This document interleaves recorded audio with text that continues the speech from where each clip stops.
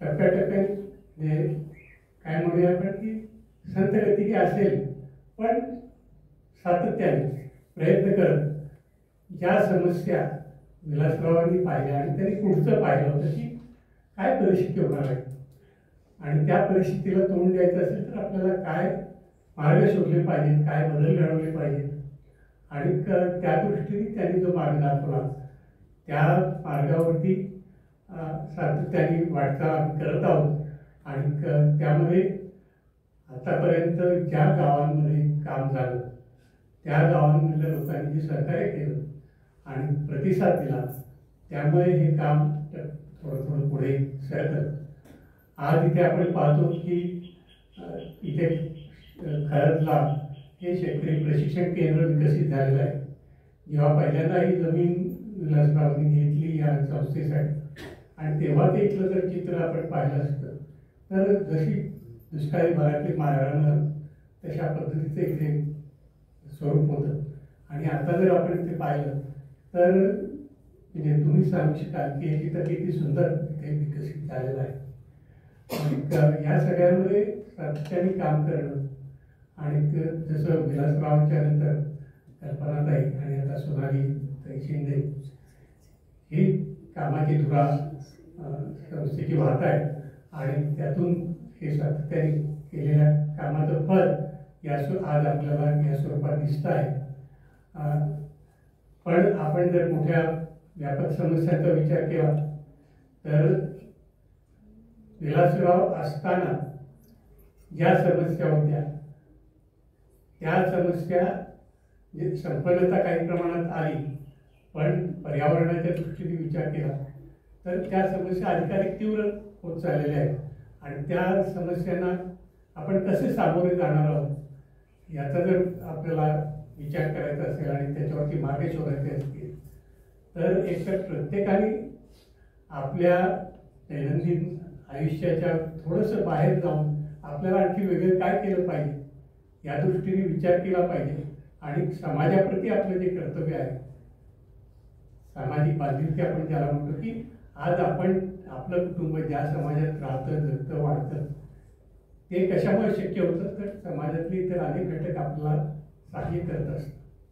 तेव्हा आपल्याला या सगळ्यांच्या प्रति कृतज्ञता व्यक्त करायची असेल तर आज आपल्याला जे काही मिळालं आहे ते आपल्यासोबत जे आहेत पण जे वंचित आहेत त्यांनाही ते मिळावं यासाठी आपण त्यांना मदत केली पाहिजे. ही भावना आज प्रत्येकाने आपल्या मनामध्ये बाळगली तर बदल घडू शकेल. आणि हा बदल घडवण्याची तळमळ आपल्या मनात असेल आणि त्यासाठी आपल्याला एक माध्यम म्हणून जर आपण विचार करत असाल तर ग्रामगौरव प्रतिष्ठानच्या आणि पाणीपंचायतच्या माध्यमातून आपण निश्चित अशा प्रकारचं काही काम करू शकाल. आणि त्यासाठी मी आपल्याला हे आवाहन करतो की आपण अधिकाधिक संख्येने या संस्थेच्या कामामध्ये सहभागी व्हावं, कृतीशील राहून गाव पातळीवरती अशा प्रकारचे उपक्रम घ्यावे की ज्यामुळे सामूहिक शक्ती एकत्र होऊन विकासाची वाटचाल अधिक गतीने जोमाने करू शकू आणि वाढणाऱ्या ज्या समस्या आहेत त्यांना आपण कुठेतरी थोपवू शकू. आज आपण पाहतो की शहरीकरण पुणे शहराच्या छायेमध्ये असलेला पुरंदर तालुका आहे आणि या शहरीकरणाच्या समस्या रोज पेपरमध्ये आपण वाचत असतो.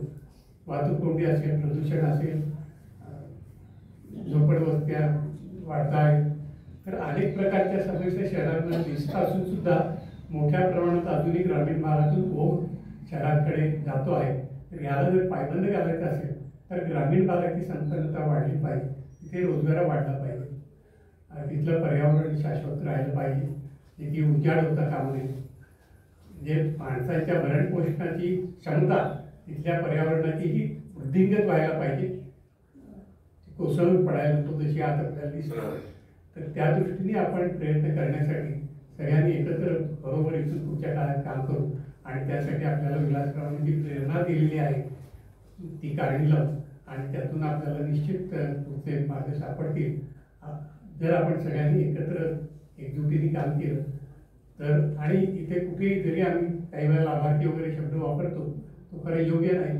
आपण सगळे बरोबर काम करतो आणि आपण सगळे बरोबर एकमेकांच्या असल्यामुळे आणि एकमेकांचे हित चिंतन असल्यामुळेच आपण सगळे मिळून पुढे जाऊ शकतो.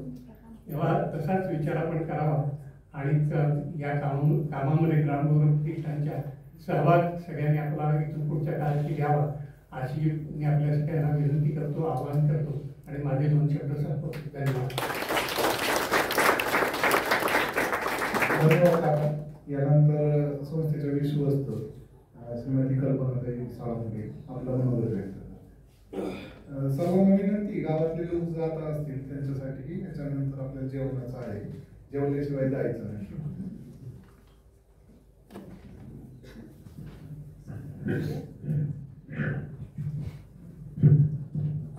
नमस्कार. ग्रामगौरव प्रतिष्ठानच्या वाटचालीला 51 वर्ष झाली. आता आपण सगळं प्रेझेंटेशन पाहिजे, त्याच्यात एकूण वाटचालीचा आपल्याला आढावा आणि हे सगळं समजलेलं असेल. परंतु या 51 वर्षात जे बदल झाले आणि त्याच्यातले काही बदल चांगले आहेत, काही बदल प्रश्न निर्माण करणारे आहेत. तर या दृष्टीने पुढच्या वाटचालीमध्ये काय काय चॅलेंजेस? एक तर आपण जेव्हा सुरुवात केली तेव्हा पाण्याचा वापर करायची साधनं कमी होती. 72च्या दुष्काळात पाण्याची टंचाई नव्हती, अन्नधान्य नव्हतं. 2002च्या दुष्काळात नाझरं धरण कोरडं पडलं पण सगळ्यांची कोठार भरलेली होती. म्हणजे पाण्याचा वापर करायची साधनं पुष्कळ निर्माण झाली होती. पाणी पंचायतीची जेव्हा सुरुवात झाली तेव्हा सिमेंटचे पाईप आणि डिझेल इंजिन ही उपसाची साधनं होती. त्याच्यानंतर PVC पाईप आले आणि बोअरवेल आल्या आणि पाणी वापरायची साधनं ही व्यक्तिगत मालकीची पण होऊ शकली आणि म्हणून मग सामुदायिक वापराकडून व्यक्तिगत वापराकडे पाण्याचा महाराष्ट्रात मोठा कल निर्माण झाला. मी काही पुस्तकं वाचत होते तर त्याच्यामध्ये ब्रिटिशांच्या काळात जे काही शेतीमधले तज्ज्ञ भारतात आले होते ते म्हटले की युरोपमधल्या लोकांनी भारताला भारतीय शेतकऱ्याला शेती शिकवायची जरूर नाही. तो ज्या परिस्थितीत शेती करतोय त्याला पाण्याची सोय नाही, त्याला बाकी दळणवळणाची साधनं नाही, पण तो स्वतःच्या ज्ञानाने कौशल्याने जी शेती करतोय ती आपल्या युरोपमधल्या लोकांना माहिती नाही. स्वातंत्र्य मिळाल्यानंतर जवळजवळ 72 सालापर्यंत आपली शेती ही कोरडवाहूच होती. त्याच्यानंतर पाणलोट क्षेत्र विकासाची कामं झाली आणि पाण्याची उपलब्धी वाढली. म्हणजे निदान प्रोटेक्टिव्ह इरिगेशन जरी आपलं सिंचनाचं क्षेत्र 15-20% याच्या कागदोपत्री दिसत असलं तरी व्यक्तिगत सिंचन जे शेतकऱ्यांनी स्वतःच्या भांडवलातून आणि स्वतःच्या श्रमातून निर्माण केले त्यामुळे शेतीचं उत्पन्न आपल्याला वाढलंय. नवीन टेक्नॉलॉजी रसायनाचा वापर वाढला. बरेच जण ते कारण म्हणतात शेतीचं उत्पन्न वाढलं म्हणून, परंतु त्यांनी शेतीचं उत्पन्न वाढलेलं नाही. सिंचनाची सुविधा प्रत्येक शेतकऱ्याला थोड्या प्रमाणात उपलब्ध झाली त्या प्रमाणातच सिंचन वाढलेलं आहे. आज मला जे प्रश्न दिसतात की शेतीमध्ये खूप प्रकारचं तंत्रज्ञान आलेलं आहे, रसायनांचा आणि अवजारांचा वापर वाढला आहे, पण याचा संपूर्ण शेतीचं जे मूळ भांडवल आहे जमीन आणि पाणी आणि पर्यावरण याच्यावर काय परिणाम होतोय याच्याकडे मला असं वाटतंय की बहुतांशी आज दुर्लक्षच होते. आणि विशेषतः गेल्या 5 वर्षात 3-4 ज्या गोष्टी झालेल्या आहेत. एक तर आंतरजाल, म्हणजे आज आपण त्याच्यावर मार्गदर्शन करणारच आहात की याचा सगळा इम्पॅक्ट एकूणच अर्थशास्त्र आणि समाजाचं विभाजन याच्यावर का होतोय. त्याच्यानंतर नॅनो टेक्नॉलॉजी आली आहे, त्याचा पण परिणाम आपल्या एकूण सगळ्या याच्यावर होतो. शेतीमध्ये वापरली जाणारी रसायनं आणि औषधं याचा परिणाम मुळातली जी एक निसर्गाची व्यवस्था होती आणि सूक्ष्म जीवाणूंचा भूमिका शेतीमधली आज आपल्याकडे कर्वे सर आले ते याच्यातले अतिशय राडे विद्वान आहेत. खरं म्हणजे आपण त्याचा जास्तीत जास्त उपयोग करून हा विषय फोरफ्रंटवर कसा आणायचा, कारण ही व्यवस्था एकदा बिघडली की ती परत दुरुस्त होणार नाही आहे. आणि तिसरी गोष्ट, मी परवाच एका मासिकात वाचत होते की एका देशाचे लोक, आता मी उल्लेख करत नाही, ते अमेरिकेत चालले होते आणि त्यांनी बरोबर काही कल्चर घेतलेलं होतं बुरशीचं. आणि ते बुरशीचं कल्चर अमेरिकेत जर गेलं असतं आणि पसरलं असतं तर तिथलं मक्याचं आणि सोयाबीनचं पीक संपलं असतं. हा त्यांचा हेतू होता. याच्यावर एक लेख आलाय बर्वे सरांच्या. तर ही जी संकट निर्माण होत आहेत आणि दुसरीकडे जर आपल्याला सगळ्यांना दिसतच आहे की क्लायमेट चेंजचा आज कुणीच बोलत नाहीये, पण आज जी सगळीकडे प्रचंड प्रमाणात वॉर इकॉनॉमीचा या सगळ्या अर्थव्यवस्थेवर पगडा आहे, तर त्याच्यामधून पर्यावरणावर काय आघात होत आहेत. म्हणजे जेव्हा मी ते पाहते, आणि आता तर अजूनही युद्धनीती ही त्याच्यात होणाऱ्या तांत्रिक, म्हणजे पूर्वी दरबारी लोक खेळत होते ते त्यांच्यापुरतं होतं, आता संपूर्ण विश्वावर याचा परिणाम होतोय. आणि मला असं वाटते हे खूप गंभीर मुद्दे आहेत की जे आपल्याला चॅलेंजेस आहेत. आज आंतरजाल किंवा तुमचं इंटरनेट आणि ही माहिती खूप मिळती आहे, पण त्याच्यातून ज्ञान येते का, विजडम आहे का, त्याच्यात शहाणपण आहे का. तर आज ग्रामीण भागात अगदी लहान मुलांपासून जो वापर वाढलेला आहे आणि त्याचा जो परिणाम पुढच्या पिढीवर होणार आहे, हे सगळे आम्हाला आमच्या पिढीने जे बदल पाहिले आहेत त्यामध्ये हे अनाकलनीय आहेत बऱ्याचशा गोष्टी याच्यातल्या. परंतु आम्हाला त्याच्याबद्दल एक प्रश्न निर्माण होत आहेत की याचा परिणाम आपण कसा हे करणार आहोत. तर मला असं वाटते की या विषयातल्या आज शेतकरी आणि एकूणच आपण जर पाहिलं की आंतरराष्ट्रीय व्यापार आणि एकूणच कॉर्पोरेट सेक्टरमधलं एकूण व्हर्टिकल ग्रोथचं एक ऑब्जेक्टिव्ह, हे कधीतरी आपल्याला त्याच्यावर प्रश्नचिन्ह निर्माण होणार आहे का.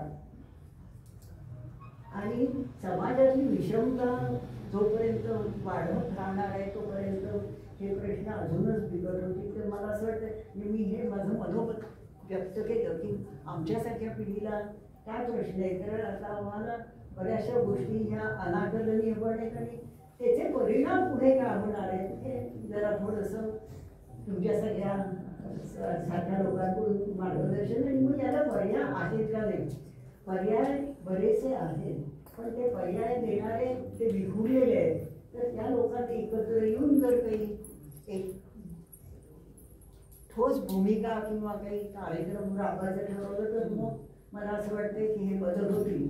आज एक केंद्रीकरणाची जी प्रक्रिया खूप मोठ्या प्रमाणावर आहे. म्हणजे अगदी साधंच मी उदाहरण देते की पुरंदर तालुक्यात अटल भूजल आणि घरघर जीवन जल या 2 ज्या योजना वरून आल्या, त्याच्यात जर स्थानिक समुदायाचा सहभाग नसेल, त्यांची इन्व्हॉल्वमेंट नसेल, तर त्याचं फलित काय होतं हे आपण आता वाचतोच आहोत.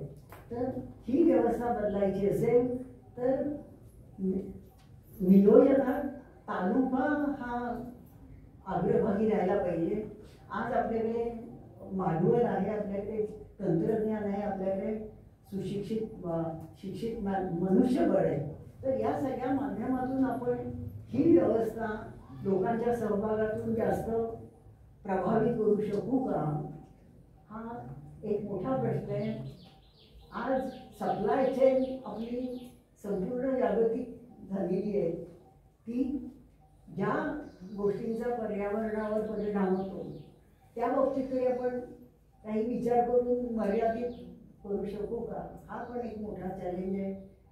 मला तर म्हणजे आता आज आपल्याला गेले पुरंदर तालुक्यात विशेषतः आम्ही सगळे शेतकरी खुश आहोत, कारण कधी नव्हे ते आमची कऱ्हा नदी वाहतीये पाणी, पण हे कायमस्वरूपी आहे का.